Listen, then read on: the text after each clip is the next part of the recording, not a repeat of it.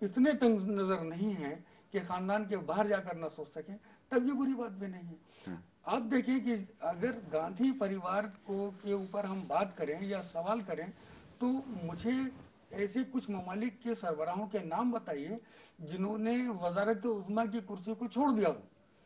सोनिया गांधी के नाम पर इलेक्शन लड़ा, पार्टी सरकार बनाने की पोजीशन में आई, कोलैबोरेशन से ही सही, सोनिया गांधी पीछे हट गई, मनमोहन सिंह का नाम सामने रख दिया, ये छोटी बात है क्या? आज राहुल गांधी को सामने लेकर बहुत उनको कैबिनेट में शामिल करने की बात हुई, उनके बारे में लगातार बातें आती रही, वो विड्रॉ करते रहे। आज अभी वाईएसआर रेड्डी साहब का एक हवाई हादसे के अंदर इंतकाल हुआ, उनके साहबजादे को आंध्र प्रदेश का चीफ मिनिस्टर बनाने जाने की बात आ रही है।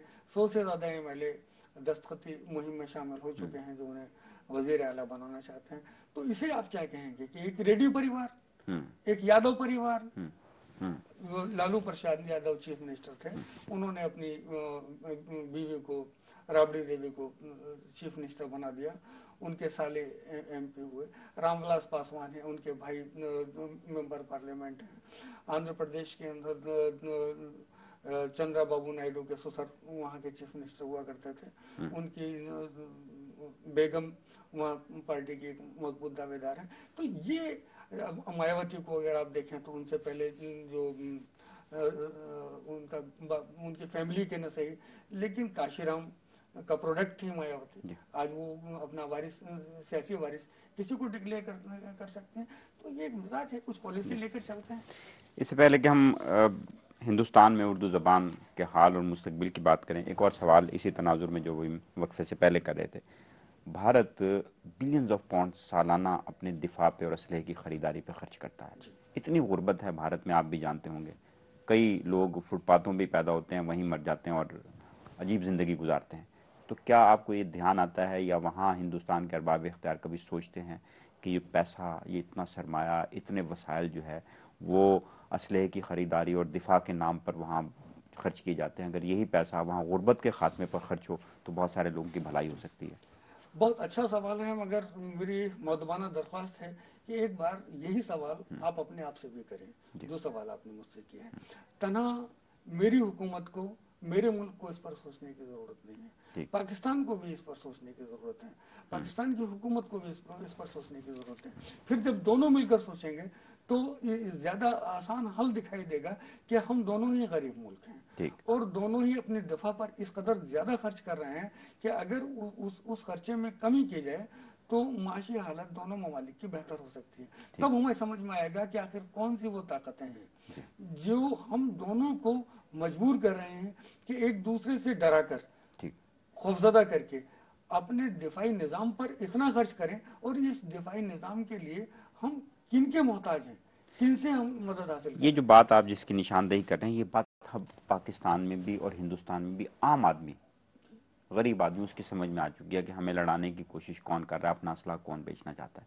जो मुल्क चलाने वाले हैं, सियासतदान हैं, हुक्मरान हैं, इनको ये बात क्यों समझ नहीं आती? ऐसा नहीं है कि समझ में नहीं आती होंगी, या उनकी क्या मजबूरियां हैं? वो एक शेर है कि कुछ तो मजबूरियां रही होंगी, यूं कोई बेवफा नहीं होता। अब ये मजबूरियां क्या है, झांक कर देखना होगा।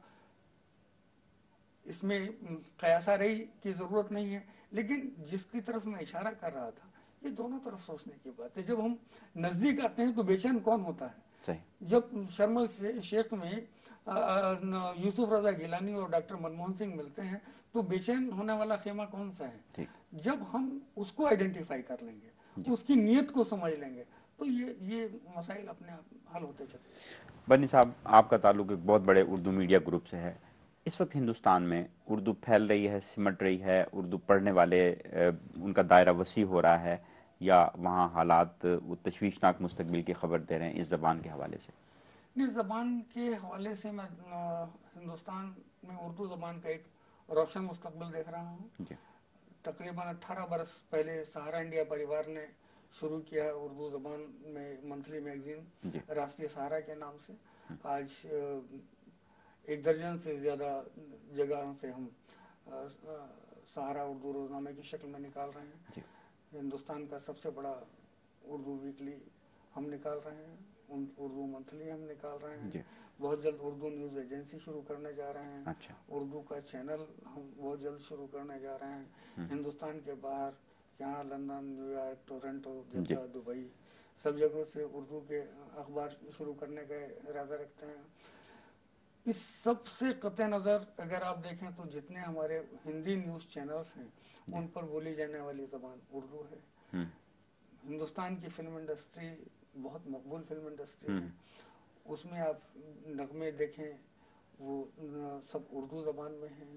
فلموں کے ڈائلاگ دیکھیں اردو زبان میں ہیں. ہندی ہماری قومی زبان ہے مگر اردو اور ہندی ایک دوسرے سے اتنی ہم آہنگ ہیں کہ جب ہم بول رہے ہوتے ہیں وہ اردو ہوتی ہے مگر ہم اسے ہندی کہتے ہیں. اگر ان کو انڈیا کی اردو فلمیں کہا جائے، وہ انڈیا کی اردو فلمیں ہی ہیں جی، لیکن ہندی فلم ہم ان کو کہتے ہیں اور ہم نے مان لیا کہ یہ ہندی ہے. تو اس میں کہیں اردو زبان سے کوئی تعصب ہندوستان کے عوام میں نہیں ہے. ٹھیک. کچھ خاص ذہنوں میں ہو تو ہوا کرے. پھر اس میں کہوں گا پھر بڑے دائرے میں جا کر سوچنا ہوگا. سنسکرت اور اردو جی، اور فارسی ان سب کو سامنے لے کر چلیں تو آج جس درجہ اردو مقبول ہے کیا سنسکرت مقبول ہے؟ جتنے اردو کے روزنامے نکلتے ہیں کیا سنسکرت کے نکلتے ہیں؟ بالکل ٹھیک. جتنے لوگ اردو بولتے ہیں کیا اتنے لوگ سنسکرت بولتے ہیں؟ جتنے ٹی وی چینلز یا فلم میں اردو زبان کا استعمال ہوتا ہے کیا سنسکرت کا ہوتا ہے؟ کبھی نہیں. تو پھر اردو زبان کو خطرہ کہاں ہے؟ یہ فرمائیے کہ جو آپ کا اردو روزنامہ ہے وہ بھارت سے شائع ہونے والے اور اردو روزناموں سے کس طرح سے مختلف ہے؟ مختلف آپ اس طرح کہہ سکتے ہیں کہ ایک اکیلا اردو روزنامہ ہے جو کشمیر سے کنیا کماری تک ہر جگہ دستیاب ہو سکتا ہے. ہمارے پاس سب سے بڑا نیٹ ورک ہے یہ آپ کہہ سکتے ہیں. 20 پیجز آل کلر کئی جگہ سے ہم نکال رہے ہیں. 20 صفحات کا تمام رنگین ریڈرشپ بھی ہے اس کی یقیناً. ریڈرشپ سب سے زیادہ ہے. اس میں تو کہیں کوئی گنجائش ہی نہیں ہے. ہندوستان کے وزیر اعظم نے ایوارڈ دیا ہے روزنامہ اردو سہارا کو. تو بہت ساری چیزیں ہیں. پھر میں کسی کو کم کر کے نہیں آ سکتا. سب بڑے اردو کے اخبار ہیں. سب کی اپنی اپنی خدمات ہیں لیکن سہارا اپنا ایک کام کر رہا ہے. ٹھیک. یہ فرمائیے کہ جو بھارتی فلمیں ہیں جنہیں ہم ابھی کہہ رہے تھے انڈین اردو فلمیں، ان سے زبان کو فروغ ملتا ہے واقعتاً؟ بے شک. ہماری فلموں کے ڈائلاگس لوگوں کو گلی محلوں میں آپ ان کو سنیں گے. فلم شعلے کی پوری ڈائلاگس کی کیسٹ مارکیٹ میں بکتی تھی اور ہر جگہ وہ سننے کو ملتا تھا. کس نے لکھا تھا؟ سلیم جاوید نے. کس زبان میں ڈائلاگ تھے؟ اردو زبان میں. زبان سے دھیان تھے. لوگ بولتے تھے. ہمارے نغمے ہمارے اشعار پارلیمنٹ کے اندر گونجتے ہیں. یہ اردو زبان کی مقبولیت نہیں ہے تو کیا ہے؟ بالکل ٹھیک. آپ یہاں تشریف لاتے رہتے ہیں. یہاں جو بھارتی کمیونٹی ہے، اوورسیز جو انڈین ہیں، ان کے حالات کو یہاں آپ مشاہدہ کرتے ہوں گے. آپ کیا سمجھتے ہیں یہ اوورسیز انڈین انڈیا کی فلاح و بہبود کے لیے، انڈیا کی ترقی کے لیے، تعمیر کے لیے کوئی کردار ادا کر رہے ہیں؟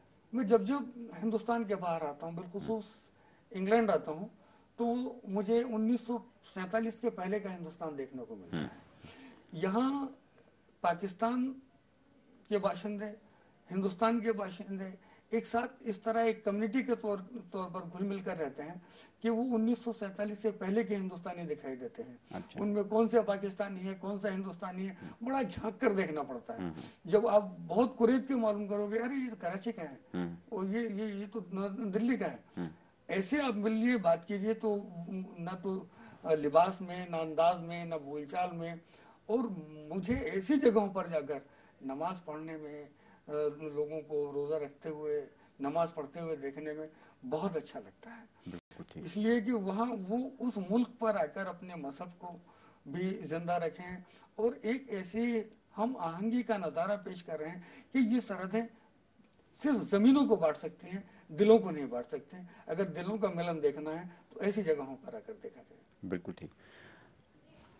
عزیز برنی صاحب کی گفتگو آپ نے سنی اور ناظرین محترم اس کے ساتھ ہی پروگرام جائزہ کا وقت اپنے اختتام کو پہنچتا ہے. فیضان عارف کو اجازت دیجیے. اللہ نگہبان.